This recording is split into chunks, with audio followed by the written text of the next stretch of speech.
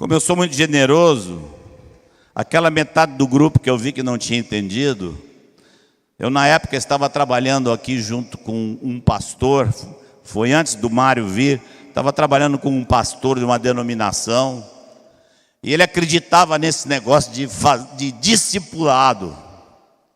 Aí eu dividi meu grupo caseiro com ele, peguei metade e disse, vou te dar metade do meu grupo. Alguns diriam que foi maldade. Eu digo que foi direção do Espírito do Senhor. Um desses irmãos que lá estava é um dos pastores de vocês. Estou falando do Sérgio Avilés. Esse grupinho era um grupinho muito pequeno. Depois que esse grupinho se dividiu, ficamos com 7. Um deles era o Sérgio Avilés. Sérgio Avilés, formado em advocacia, filho de um homem que tinha trânsito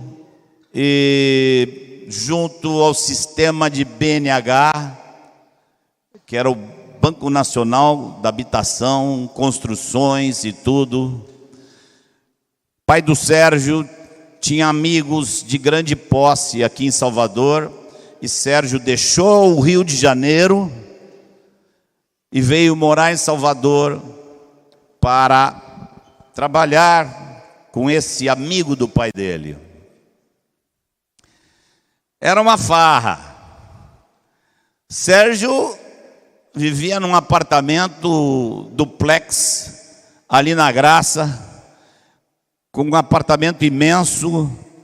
Só os móveis da sala custaram na época uma fortuna, o transporte deles do Rio de Janeiro. Sérgio morava junto com o patrão dele. O homem tinha um monte de carro na garagem. O Sérgio podia pegar o carro que quisesse, com chofer, tanque cheio de gasolina. Às vezes a gente saía rodando a cidade aí, num, sei lá o que era aquilo, um Landau, um carrão daqueles. E tinha um probleminha. Uma bênção junto com um pequeno problema. Esse patrão dele estava entrando numa negociação que ia dar tanto dinheiro, que assim, de bônus, o advogado, que era o Sérgio, de bônus naquilo, ia ganhar 18 apartamentos. 18 apartamentos no Parque Júlio César, que na época era um empreendimento relativamente novo. Um detalhe, porém, ele era o advogado. Ele tinha que assinar documentos. E em algum desses documentos havia algumas mentiras. Como é que faz?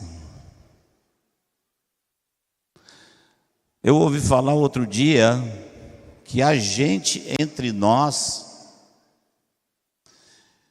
que, para não perder o emprego, obedece radicalmente o patrão.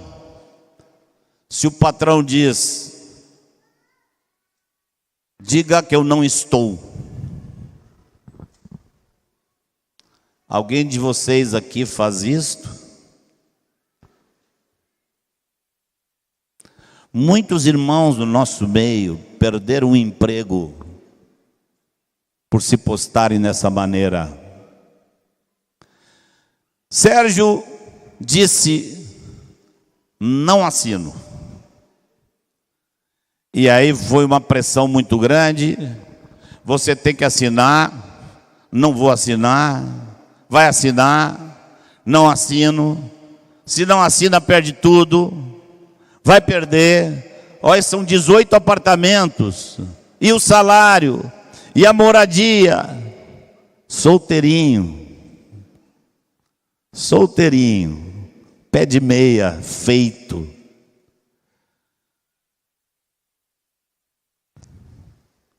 O próprio pai do Sérgio o pressionou. O pressionou de maneira forte. Sérgio foi ameaçado inúmeras vezes de perder o emprego. Por que eu estou contando essa história? Eu quero que vocês me acompanhem em 2 ou 3 detalhezinhos dessa história. Primeiro, é uma pergunta. O que vocês acham que aconteceu? O Sérgio perdeu o emprego ou não perdeu o emprego? Muitos de vocês já ouviram essa pregação lá atrás. Sérgio perdeu o emprego ou não? Todos os que disseram perdeu estão redondamente enganados. Não sabem o que aconteceu e ainda não entenderam a nossa mensagem de hoje.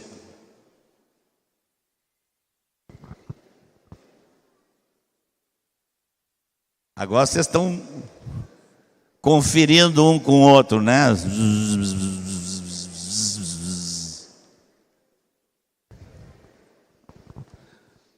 Alguém mudou de opinião?